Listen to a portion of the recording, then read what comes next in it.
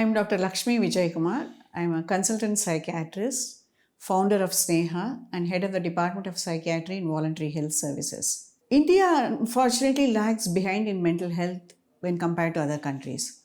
To give an example, the rest of the world spends about 5 to 18% of their GDP on mental health, whereas India spends only 0.05%. Whereas the problem is huge, according to the latest WHO statistics. There is an estimated there are about 45 million Indians who suffer from depression and an equally another 45 million who suffer from anxiety. And the mental health survey, which was done by NIMHANS, also shows that 80% of the people who have mental health issues in India are not accessed for treatment. They are not treated. They are untreated. So this is a huge problem in terms of gap, the enormity of the problem, the lack of services, and the gap which is there between the services and the need. Unfortunately, India has a dubious distinction of having the largest number of suicides in the world. 10 years before it was China, but now we have overtaken. According to our own National Crime Records Bureau, in the year 2020, we had about 153,000 people who died by suicide, whereas the WHO estimate says it is about around 200,000. So that many lives are lost every year. In fact, in 2020, if you look at it, we have lost slightly more people to suicide than to corona. But if we look at the amount of awareness, the services which is offered to corona when compared to people who have died by suicide, it is really challenging and it is disheartening because majority of the people who die by suicide in India are young people below the age of 40. So it's not only a loss to the family, but to the nation, the economy, and our productivity also.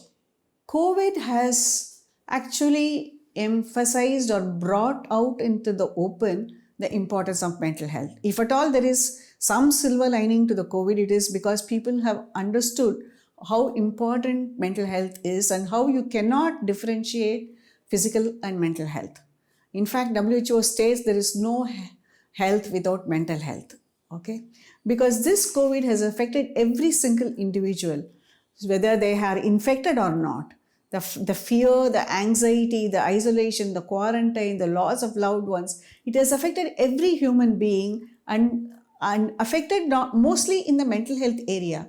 People live in fear, anxiety, depression. We know that there has been a 15%, 20% increase in mental health problems in the last 2 years. The challenges which India face is that even the mental health professionals, we have maybe about 10,000 psychiatrists for a population of 1.3 billion.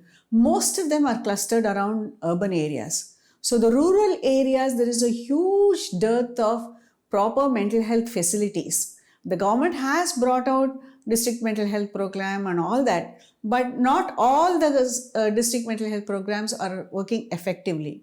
So there are huge areas of rural India which does not have any access to mental health issues, and most of them go for magico-religious treatment, and there have been a lot of human rights abuse also. I think the way forward is that mental health should become like any other health. So it should be an integral part of the primary health system.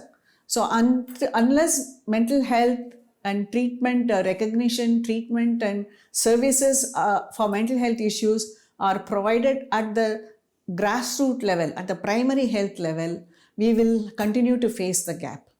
Sneha is a voluntary organization which have been working for the last 35 years. We are working for people who are feeling suicidal, and they can contact us, visit us or email us. We are run solely by volunteers. And for the last 35 years, we have been running without even a single day, except for a few days during the COVID and 2 days during the Chennai floods in 2015. So 365 days of the year we work. None of us are paid. It is run totally by volunteers. The basis on which we work is total unconditional acceptance. Acceptance simply because the other person is also a human being. To give you an example, a beggar came and asking for money, but the volunteer made him sit down, talk to him, explain to him what our organization. But before he could complete, he stood up with folded arms and said, "This is the first time somebody asked me to sit in a chair. Please don't give me money." So that kind of total unconditional acceptance, absolute confidentiality. Whatever they said, it will be kept completely confidential, totally non-judgmental and empathetic organization. So a person who is suicidal, whatever be the problem, feels lonely, helpless and hopeless. So at that point of time, when there is somebody who listens with care, many suicides can be prevented, and that's the basis on which Sneha functions.